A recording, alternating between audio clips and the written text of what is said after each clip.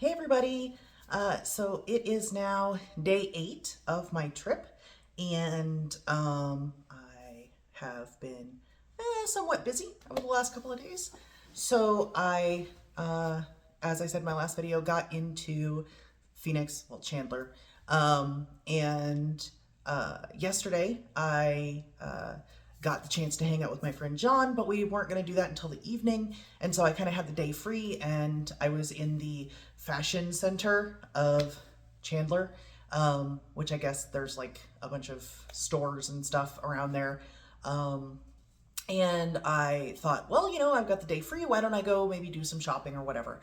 And walked out of my hotel and got blasted by the furnace that is the Phoenix sun, and turned right around and went back in and just hung out in the air conditioning all day because it was 105 or whatever in the morning, and I didn't want to deal with it. So in the evening, I got to go over to my friend John's house, and we had dinner, and I got to meet his lovely family, and we got all caught up on like a decade of not seeing each other.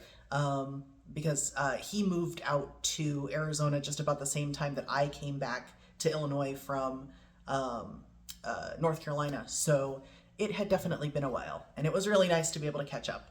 I tried to convince him to move back to Illinois because my school has an opening and he's a teacher, and I was like, hey, you could have a job. So I don't know. It would be really cool to have him back. But anyway, so as I was leaving Phoenix this morning, the original goal was to get on the road really early because I planned on stopping at Eagle Mountain, which is out in the absolute middle of the desert, and I knew it was going to get really hot really fast. But when I looked at the forecast, it said that it was going to be like 90 degrees by like 9 a.m. And I was like, the difference between 90 degrees and 110 degrees, like I'm not going to notice a difference, so I might as well get a little bit of extra sleep. And so I ended up getting out of the hotel by about 9 o'clock in the morning, and got on the road. And right there by Chandler is this thing they call the 101 loop, and stay off that road if you can possibly avoid it. It was awful. There were points where it was 10 lanes across in one direction, just massive road, and lots of people who are, not driving safely at all, speeding, all that kind of stuff. And there was one point where there was an on-ramp that was coming up, and there was a truck stopped like right between the on-ramp and the road, and so everybody in my lane was slowing down because of this truck, and I slowed down because I didn't want to hit the person in front of me, and I'm watching in the rearview mirror as the person behind me is not slowing down, and I'm like, crap, what do I do? And at the very last second, he like swerved into the other lane and like got around me, and luckily I didn't get rear-ended, but it came really close, and that was a little frightening. So yeah, got off that as quickly as I possibly could, and continued on down I-10 is the road that I took from Phoenix to where I am now, which is Riverside near LA. And like I said, about halfway down is Eagle Mountain. And the reason that I wanted to stop there, we can't stop here, this is bad country, is because I spent the first 2 years of my life living there. And I wanted to see what it was like. So Eagle Mountain, for those that don't know, is a town out in the middle of the Mojave Desert, and it was built by Kaiser Steel because they had an iron ore mine there at Eagle Mountain, and they needed somewhere for the workers to live. And I think it was back in like the 60s. My parents moved there in the 70s, and when the mine shut down in the early 80s, well, the town shut down too. So my parents at that point went ahead and moved back to Illinois, which, thank you, bless you parents for going back to Illinois, because I would never want to live out there. It was awful. But I am going to let myself from Eagle Mountain tell you about that. So I am here at Eagle Mountain. This is as close as I can get to the town, and because it's all fenced in. It looks like there's some kind of mining company that has bought it, so maybe they're gonna start the mine back up, I don't know. It does look obviously like there are some people that still live here, and over there is a school that is still active. It is, June 11th, about 1 o'clock in the afternoon, and it's currently about 107 degrees here. And yeah, it sucks just as much as I expected it to. But it's really good to be able to come here and see this place and experience it, because this is where my mom and dad kind of, started their life together. They got married at Lake Tamarisk, right up the road there. And had me and my brother before they moved back to Illinois. And it really shows me just how much my mom loved my dad. When they showed up here, my dad and mom had been living in Illinois, and my dad said, "Hey, Aggie, do you want to move to California?" And she said, "Yeah." And so they came out here, and she goes, "Tom, where's the beach?" And of course there wasn't one, because they're in the middle of frickin' nowhere in the desert. But despite the fact that she had to live in basically literally hell, she stayed with him because she loved him so much. And that, makes my heart feel good. I don't even want to stay here for 9 minutes, and they lived here for 9 years. So, good on them, I guess. So, yeah. I'm really happy to have been able to see this. I wish I could get into the town.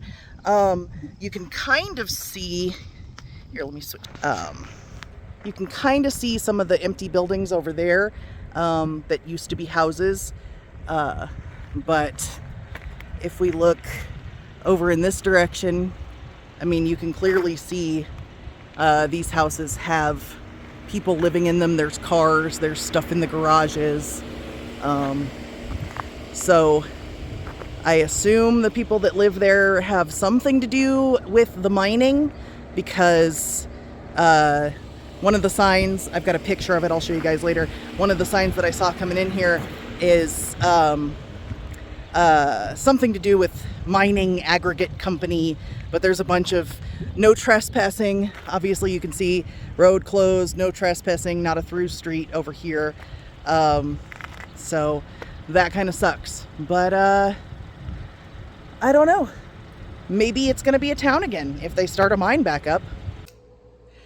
And right after I shot that video, there was a guy that came out of the school there and pulled up to me and was like, "Hey, what are you doing?" And I was like, "Oh, I used to live here. I just wanted to check it out." And he's like, "Well, there's a fence around it, so you can't go in there." And I'm like, "Yeah, I can see that. All the big no trespassing signs and all of that. Yeah, I'm just hanging out for a minute." And then he went ahead and drove on by. And so I finished the video and turned around and headed back up the road back to I-10. And on the way, I stopped and drove through Lake Tamarisk. Like I said, that's where my parents got married. And there's a little community that lives there, and a resort area. But honestly, the lake is more like a pond. It is teeny tiny. But my mom said that it used to be a much bigger lake when she lived out there. During their wedding, they were on a boat in the lake. But you could barely get a John boat in that lake now. It's very small. And apparently a lot of the water was taken up by this absolutely massive solar field that's out there. It runs all the way from I-10 down to Eagle Mountain, which is probably about 9 miles. And in the other direction, it's maybe 3 or 4 miles across, just all solar field. So absolutely huge, which is great. We love clean energy, but water is such a precious and scarce resource out there that it really should belong to the people that live there and not a giant solar field. So I'm not sure what has been done about that since, because that lake is the main source of water for the few people that do still live out there. So hopefully they have resolved that situation and they're not just going to destroy that town. Especially because it seems like whoever bought the Eagle Mountain might be starting the mine back up. Not sure. And obviously more people are going to be out there, so they're definitely going to need water. So in addition to seeing Eagle Mountain, it was also really cool to be able to see all the other places that my mom has always told me stories about, because me being 2, I don't remember being out there at all. But she always used to talk about Blythe. She said they called it Blight because it was, a desert town. And she used to talk about Indio and Chirocco Summit and Corn Springs, and I got to see all of those places as I was driving by. I actually did stop in Indio, and it was very commercial and very built up. And there's you almost can't tell the difference between Indio and even Palm Springs, which is the next big town, because there's stuff on the highway all the way along. And so apparently that is a much bigger town than it was when my parents lived out there. It used to be just a little sort of, hole in the wall, a few people, and it's grown quite a bit. Probably because it's right next to Palm Springs. And when I did get to Palm Springs, that was really cool because it was a huge wind farm. There were more than 100 wind turbines out there, and I got some video of that too.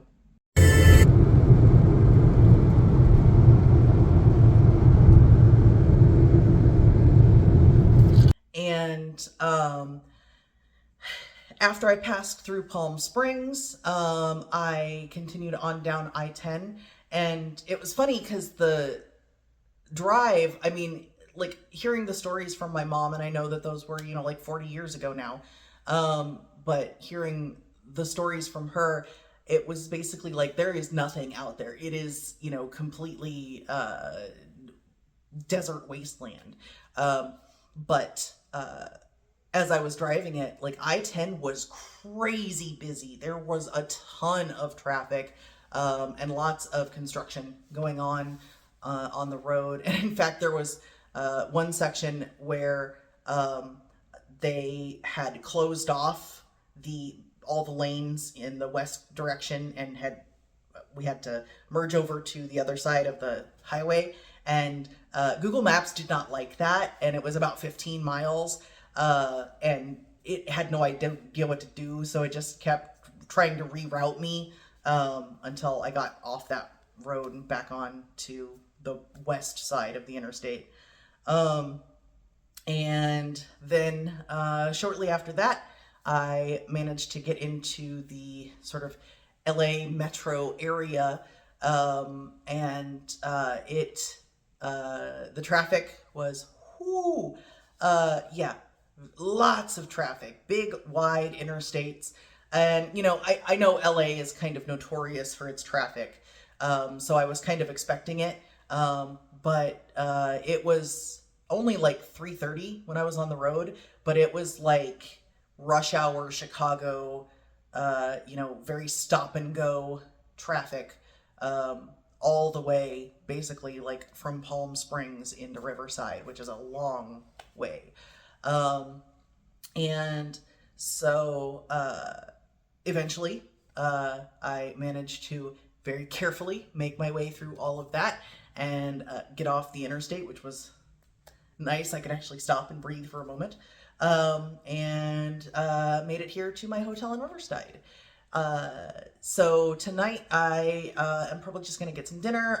I need to do some laundry because I'm running out of clothes. Good news is there's a washer and dryer right down the hall from me here, so I can I don't have to leave to do that. And then I'm just gonna hang out for the night. And tomorrow I am gonna go into Hollywood and meet my friend Finn that lives there. Very excited. Again, haven't seen him since I was living in North Carolina. He actually came out with me and Jamie and lived with us for a little while in North Carolina, but couldn't find a job. I struggled to find a job while I was out there too. It was a rough first year that I was out there, and so he went ahead and went back to Illinois at that point. I think it was Illinois. But anyway, he's out here now, and I'm gonna go hang out with him. I'm really excited to do that. Oh, one last thing that I wanted to mention is I know that I look ghostly pale, and it's because of this stuff. Being in that heat in the car with the windows and the sun blaring through, I wanted to make sure that I was not going to get sunburnt. I actually bought this stuff last year on my trip, and it works fantastically well. I'm a big fan of the way that it works. Haven't gotten a sunburn as long as I put it on. But the problem is that it makes you look like you're wearing clown makeup, and it gets all over everything. You probably can't see it on my shirt, but I can. And all the inside of my car, because I have a black interior in my car, and it is just everywhere. So that's not that great. But you know what? I don't care, because I would much rather look like a clown than look like a lobster. So I'm going to keep wearing my sunscreen. And you guys out there do it too. Nobody wants skin cancer. Put your sunscreen on. So that is it for today. And I will continue to update you guys. My next stop is actually up in San Francisco. I'm going to go see a concert up there. So, yeah, I will see you guys later. Bye.